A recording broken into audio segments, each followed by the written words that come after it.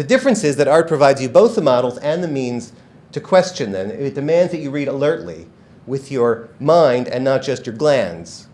What are the limits of living like Elizabeth Bennet? What might Stephen Dedalus miss about himself? What does Holden get wrong? What does Ahab get right? If the liberal arts turn certainties into questions, the humanities do that in particular with ethical and existential certainties, our convictions about how we should act and whom we should be. Stories, says the writer Andrei Codrescu, are engines of reflection. And that reflection doesn't only go to values and the kinds of things upon which you might make life choices. Everything we find in life, we find in art.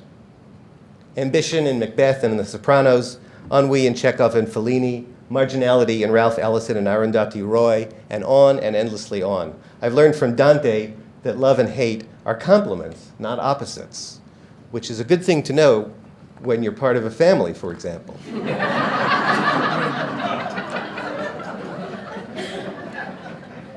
From E.M. Forster that liberal attitudes are often a mask for vanity and ignorance, which is also a very useful thing to know. From Mary Gateskill, something of the ways the soul is manifested in the body. Now, I don't know if any of those perceptions have influenced my choices exactly, but they have deeply shaped my understanding of myself and the world.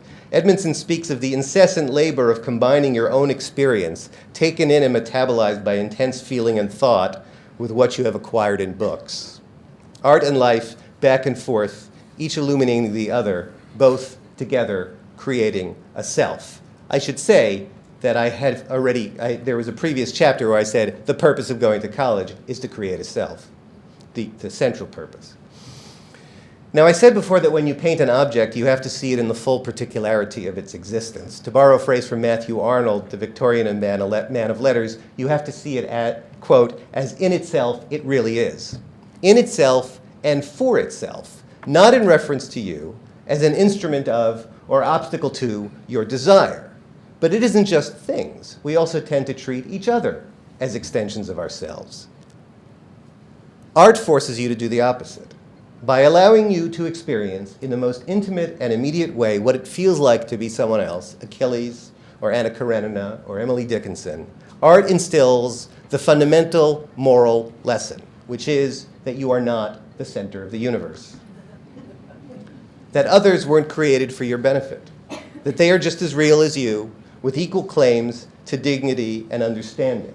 The novelist and philosopher Rebecca Goldstein says, I place my faith in fiction, in its power to make vividly present how different the world feels to each of us.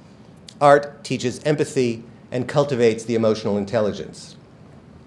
Maybe it can make you a better person, but I emphasize maybe and can.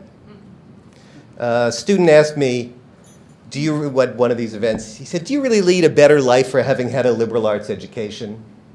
And I said, yes, actually you do. And those around you might lead better ones as well. The social sciences seem to be all the rage today among today's idealistic young. David Brooks calls them the empirical kids. Policy, wonkery, big data. But you can only measure what you know is there, and sometimes you can't measure it at all. Before you start to build a better future with what Kant called the crooked timber of humanity, you need to find out what you're working with. You need to know what people are, how they think, what they want, how they act, as well as something of the moral pitfalls of your proposed interventions. I would say that the law of unintended consequences is pretty much the governing principle of narrative art. You wouldn't really have too many stories without the law of unintended consequences. The humanities put back everything the social sciences, by way of necessary simplification, take out. Only literature, in the words of the diplomatic strategist Charles Hill, is methodologically unbounded enough to show how the world really works. I've heard it said that novels are obsolete, that books like War and Peace date from a time when information could only be delivered in very inefficient forms, which isn't even true historically.